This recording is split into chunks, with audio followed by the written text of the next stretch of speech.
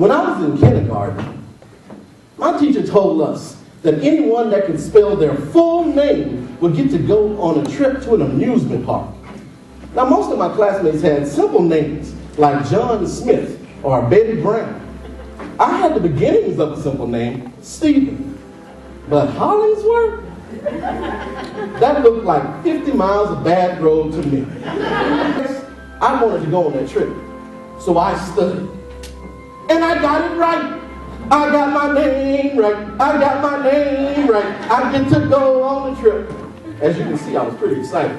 I rushed off the bus and handed my parents the permission slip, which told about the trip, and the mere cost was only $20. My parents looked at each other, and sadness filled their faces. See, I had forgotten that my father had been laid off, and my mother was a homemaker, and all the money that was coming into the house was from odd jobs that my father could find some days. I had also forgotten that I was the oldest of 4 kids, and any money that we had, we used for necessities. My trip wasn't a necessity. It was a hope. When I realized that we could not afford to send me on that trip, I just walked away. Oh, I was sad, but I understood. My mother walked to the spice cabinet. She reached in the back and pulled out a jar with the word hope written on it. She took off the lid and she counted out $20 in bills and coins and gave it to me. She told me, son, don't ever lose your hope. On my wedding day, my mother actually gave me that jar as a wedding gift. And I had just the place for it. I put it in the back of my closet. I didn't even bother to look in it. But I didn't realize how much I would need that hope until last year. See, my wife and I were expecting a child, and I was excited. The pregnancy was going along perfectly. And then my daughter decided that she would come a little early to see her handsome father. But the doctors assured us that everything was going to be all right.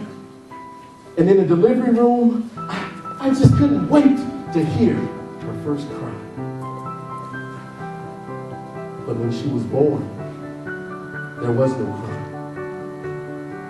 Oh, the room was filled with noises, but it was coming from panicking nurses and doctors that were drastically trying to save my little girl's life.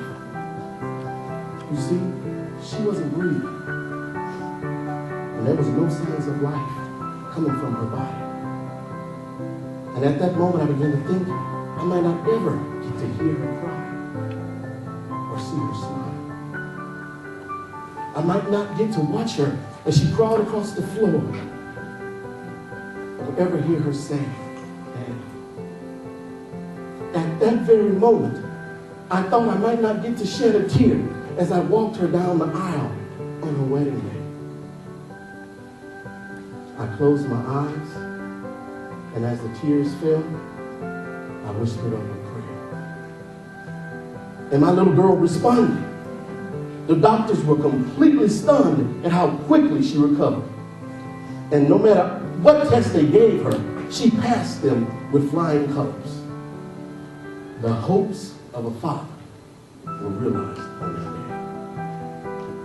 day. When we took her home, I was putting away some of her things, and I happened to see my mother's hope jar.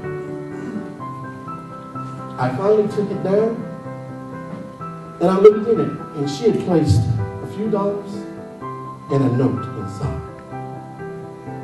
The note said, son, I love you. Never lose your hope, because this jar might empty, but your heart never will. So many years ago, my mother's hope jar had made my dreams come true. It wasn't the money for the trip that did it. It was the love that she showed for me that came from her real hope jar. her heart. And when my daughter was struggling for life, I believe my heart opened up, and the love and hope from it is what allowed my daughter to see her first day. These days, so many of us have allowed our hope jars to empty. We've allowed our happiness to be replaced with despair, and our dreams have been replaced with real nightmares. So do we quit? Do we give up on everything that we've always wanted in life? Do we allow others to deflate our hopes and talk us out of our dreams? Barbara Kingsolver said, the very least you can do in life is figure out what it is that you hope for. And the very most you can do is to live inside that hope. Not admire it from a distance, but to live right inside it, under its roof. Hope is the thing that changes impossible situations into miracles that can never be explained. When I look into my children's eyes, I see hope. When I think about the sacrifices of my parents, I feel their hope and their dreams for me. And when I think about my future and all of the possibilities, I feel hopeful. Here is my hope jar. Where did you stash yours?